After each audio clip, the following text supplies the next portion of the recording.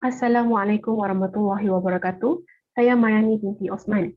Hari ini saya ingin kongsikan nasihat Imam Al-Ghazali yang dipetik daripada kitab Ayyuhal Walad yang menyatakan 4 perkara yang perlu dikerjakan. Pada mulanya, kitab Ayyuhal Walad ini ialah jawapan kepada pertanyaan seorang murid beliau. Akan tetapi, nasihat-nasihat yang diberikan oleh Imam Al-Ghazali ini seakan tidak hanya tertuju kepada muridnya sahaja, namun kepada seluruh umat Islam kerana mengandungi pelbagai nasihat yang tidak ternilai harganya. Antara semua nasihat di dalam kitab Ayyuhal Walad, hari ini saya ingin menekankan nasihat ke-24, iaitu tentang peringatan untuk kita melaksanakan 4 perkara ini agar ilmu yang ada di dalam diri tidak menjadi asbab kemudaratan kepada kita pada hari kiamat nanti.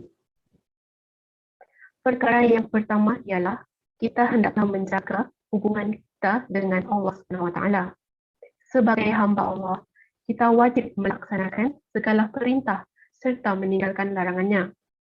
Sebagaimana dengan contoh situasi yang diberikan oleh Imam Al-Ghazali, jikalau kita mempunyai hamba yang mengikuti segala kehendak diri kita, maka kita berasa puas hati dan tidak berasa marah. Dan sebaliknya, jikalau hamba kita tidak membuat ikut kehendak diri kita, maka kita pun akan menjadi marah. Begitulah juga hubungan kita sebagai hamba Allah. Kita wajib laksanakan segala perkara yang diperintahkan agar Allah SWT tidak murka kepada kita. Perkara kedua ialah kita harus berfikir dahulu sebelum melakukan sesuatu perbuatan kepada orang lain.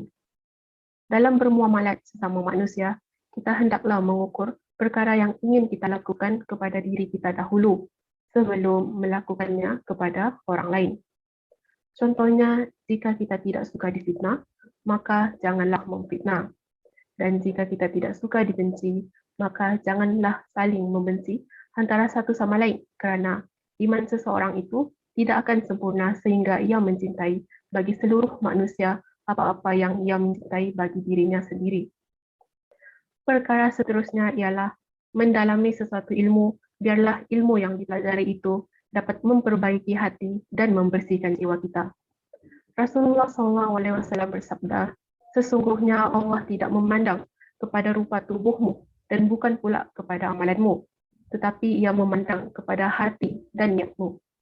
Sebagai seorang umat Islam, kita perlu belajar ilmu yang mendekatkan diri kita kepada Allah serta dapat memberikan manfaat kepada manusia dan juga dapat menggunakan ilmu yang kita ada untuk beramal, bukan untuk berdebat semata-mata. Kita sebagai umat Islam sedia maklum bahawa kejadian alam ini tercatat dalam Al-Quran. Semakin kita mengkaji kejadian alam ini, semakin kita kenal dengan pencipta alam. Seterusnya melahirkan rasa kehambaan pada diri. Sebagai orang beriman, perkara ini akan membuat seseorang itu berfikir dan bermuhasabah dengan setiap apa yang berlaku. Begitulah juga dengan mempelajari ilmu-ilmu yang lain. Perkara yang terakhir ialah janganlah kita menghimpunkan harta dunia lebih banyak daripada cukup makan setahun. Maksudnya di sini ialah janganlah sampai kita hanyut dengan kemewahan yang boleh mengakibatkan kita jauh daripada agama Allah SWT. Dan janganlah kita meminta kekayaan sehingga dapat melalaikan hati kita. Namun, jikalau harta atau kekayaan itu salah satu sebab untuk kita bersedekah dan membantu orang lain, maka itu menjadi silah. Mudah-mudahan dapat mendekatkan diri kita kepada Allah SWT. Itulah nasihat ke-24 Imam Al-Ghazali di dalam kitab Ayyuhal Walad. Harap kita semua dapat sama-sama menghayati dan berusaha untuk mengamalkan nasihat yang dikongsikan tadi. Itu sahaja perkongsian daripada saya. Sekian dan terima kasih.